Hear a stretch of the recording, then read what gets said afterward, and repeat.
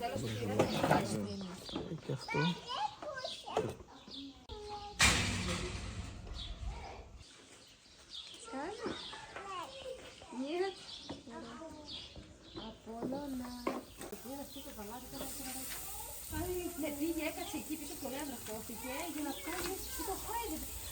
Καλά, δεν πειράζει. Και έλειωνε στο παλάτι.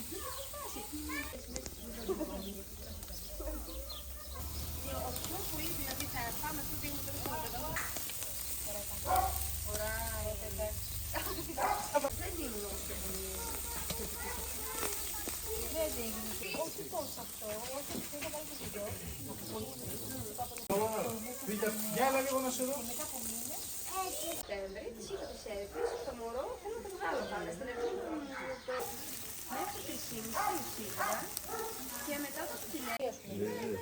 Τα πρώτα διαχειρίστηκα. Και με αυτή που τα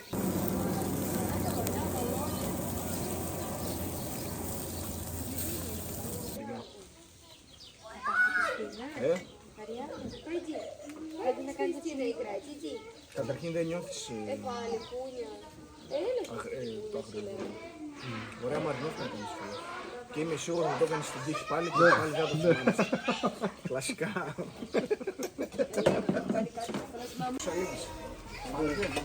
Να το διαγράψουμε αυτό.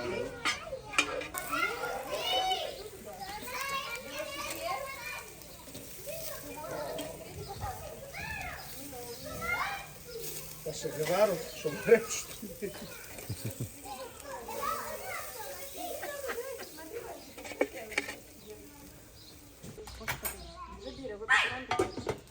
Δεν νομίζω ότι